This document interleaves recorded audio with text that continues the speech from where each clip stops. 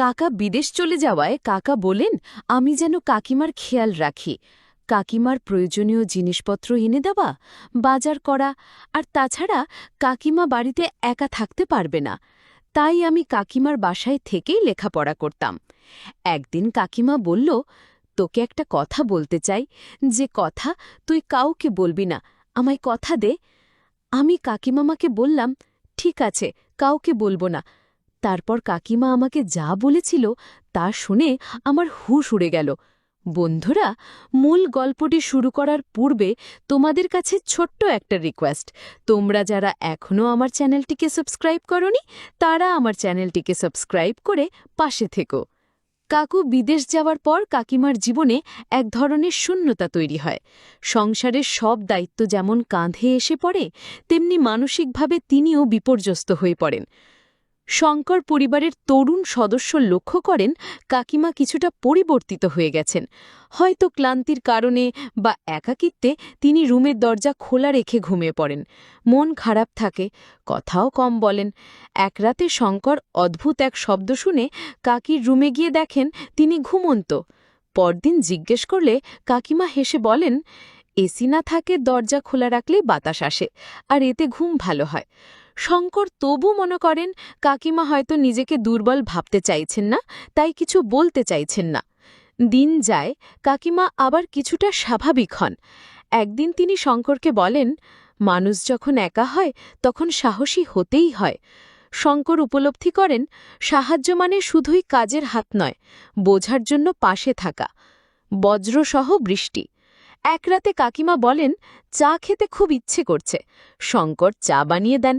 কাকিমা জানালার পাশে দাঁড়িয়ে আকাশ দেখেন, যেন জীবনের একটা ভার হালকা করতে চাইছেন। শঙ্কর আরেকবার উপলব্ধি করেন বয়স, সম্পর্ক, আত্মীয়তার বাইরেও মানুষের ভেতরের কথা বুঝে ওঠা অনেক জরুরি। কাকিমা বললেন, বাবা, তাড়াতাড়ি ঘরের দরজাটা বন্ধ করে আয়, বাতাসে ধুলোবালি আসছে। আমি তাড়াতাড়ি দরজা বন্ধ করলাম। তারপর যা ঘটেছিল তা জানতে ভিডিওটি প্রথম থেকে শেষ পর্যন্ত দেখুন। আমি গ্রামে বড় হয়েছি, কিন্তু স্বপ্ন ছিল ইঞ্জিনিয়ার হব। বাবা পড়াশোনার প্রতি খুব যত্নবান ছিলেন। স্কুল শেষ করে শহরে কলেজে ভর্তি হতে চাইলাম। শহরে আমার ছোট কাকু থাকতেন, তিনি ভর্তি করাতে নিয়ে গেলেন। কলেজটা শহরের নামকরা একটি প্রতিষ্ঠান। ভর্তি হয়ে আমি খুব খুশি। প্রথম দিনে শুভ্র নামে একজন বন্ধুর সঙ্গে পরিচয় হয়। আমি ভেবেছিলাম ছাত্রাবাসায় থাকব, কিন্তু কাকু বললেন, আমার বাসায় থাক, কাকিমা তোকে মার মতো দেখবে।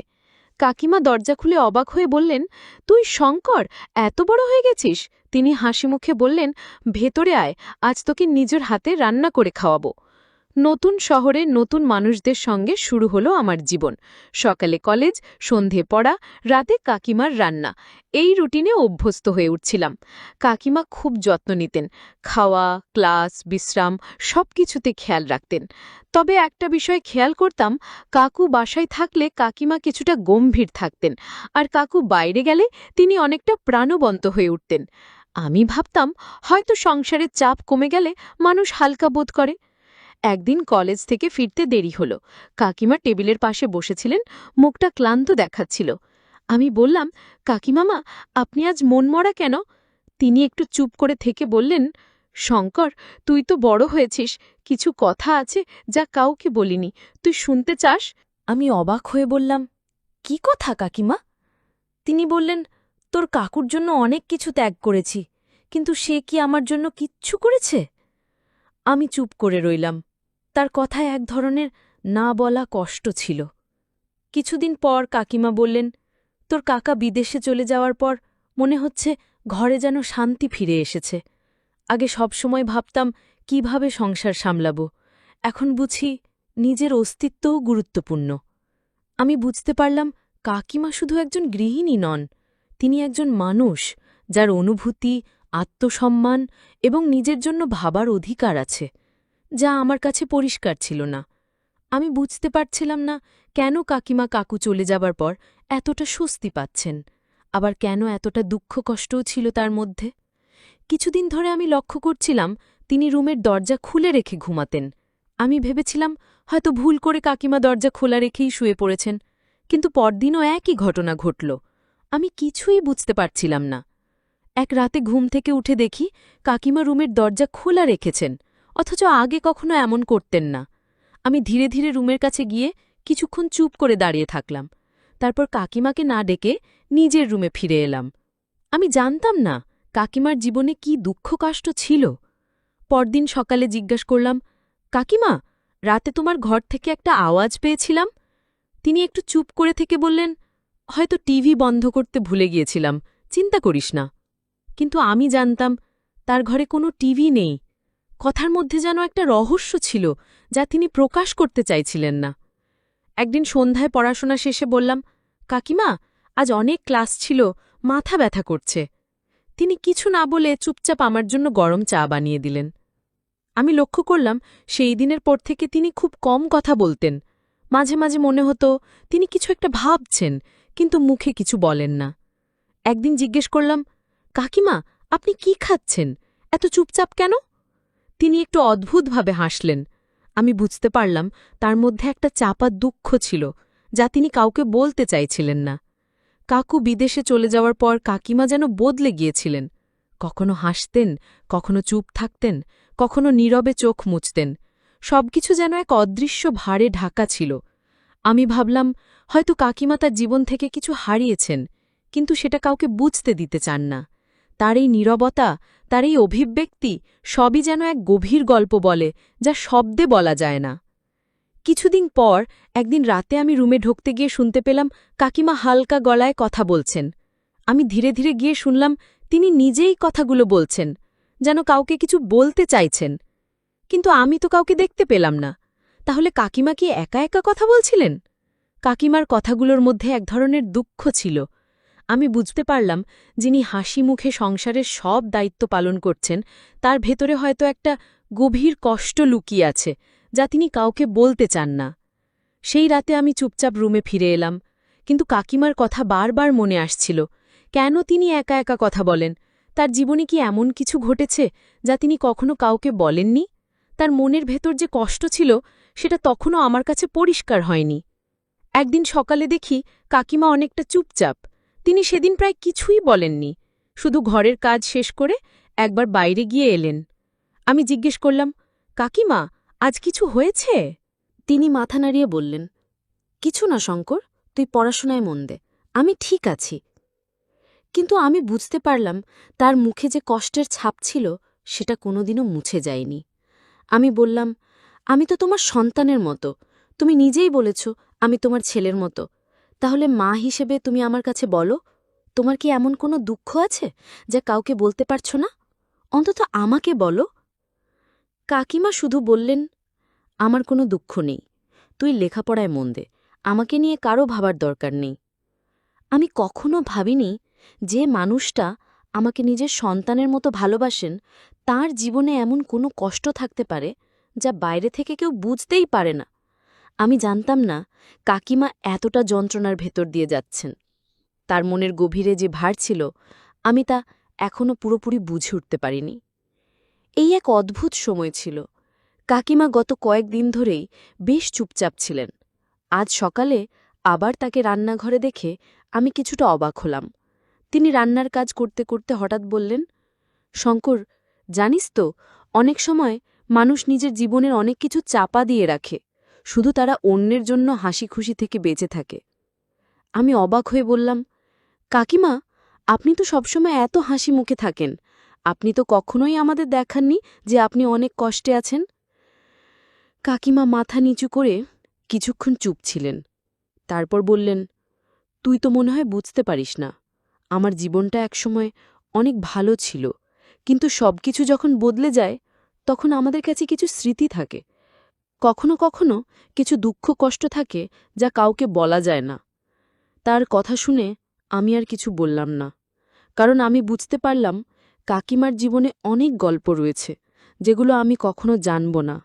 তবে তার মুখে হাসি থাকলেও গভীরভাবে তার মনের ভেতরে এক অজানা যন্ত্রণা ছিল যা আমি কখনোই পুরোপুরি বোঝাতে পারব না।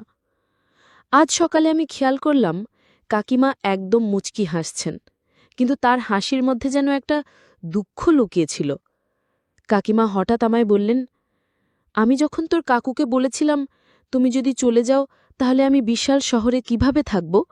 তোর কাকু তখন বলল, আমাকে গ্রামে রেখে আসবে। তখনই কিন্তু আমি জানতাম আমাকে একদিন একাকী থাকতে হবে।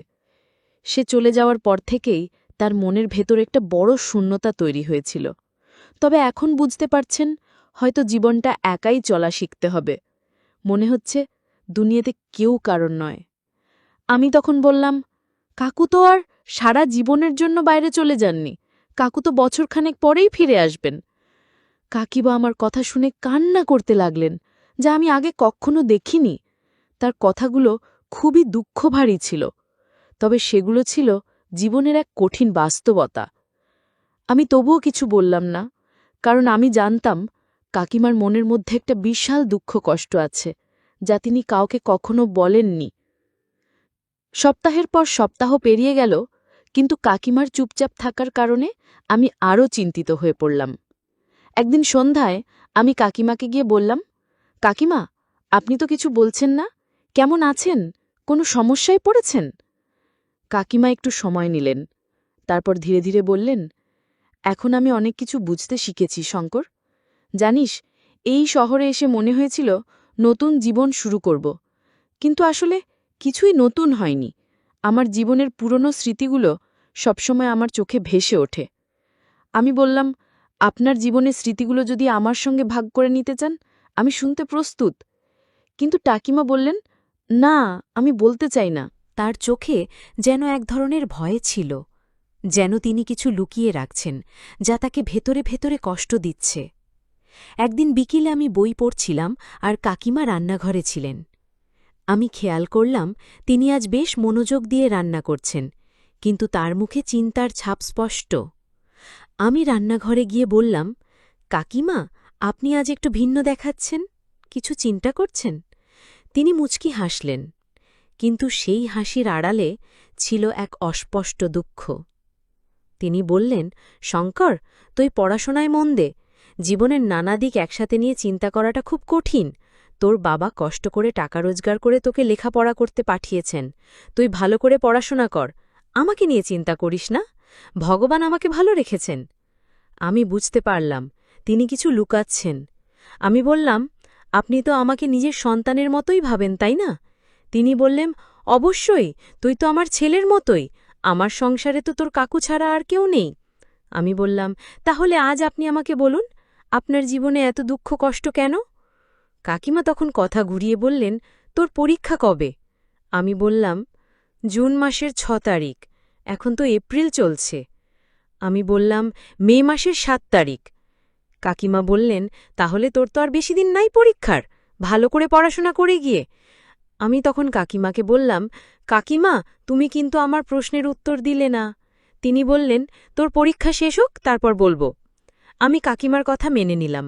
মনে মনে সিদ্ধান্ত নিলাম, পরীক্ষার পর কাকিমার মনের কষ্টের কথাগুলো আমাকে জানতেই হবে। দেখতে দেখতে আমার পরীক্ষা চলে এলো। আমি মন দিয়ে লেখাপড়া শুরু করলাম। পরীক্ষা শেষ হওয়ার পর কাকিমাকে জিজ্ঞেস করলাম, আপনি বলেছিলেন আমার পরীক্ষা শেষ হলে আপনার দুঃখের কথা বলবেন, এখন বলেন। তখন কাকিমা কান্নাভেজা কণ্ঠে বললেন, আমার বিয়ে হয়েছে আজ থেকে ৭-৮ বছর হবে, কিন্তু আমার একটাও সন্তান নেই। আমি সেই কষ্টে সবসময় মনমরা হয়ে থাকি। আমার কোনো সন্তান নেই, এটাই আমার সবচেয়ে বড় দুঃখ। আমি কাকিমাকে সান্ত্বনা দিয়ে বললাম, কাকিমা, ভগবান যাকে খুশি সন্তান দেন, আবার যাকে খুশি কিছুই দেন না। তাই বলে কি ভগবানের উপর রাগ করা যায়? আপনি চিন্তা করবেন না। আপনি নিজেই বলেছেন আমি আপনার সন্তানের মতো। আজ থেকে আপনি আমার মা আর আমি আপনার সন্তান। তখন কাকিমা কান্না করে বললেন, সত্যি তুই আমার সন্তান, তুই আর একবার আমাকে মা বলে ডাক। আমি কাকিমাকে জড়িয়ে ধরে বললাম, মা, আজ থেকে কাকিমা আমার মা আর আমি তার সন্তান।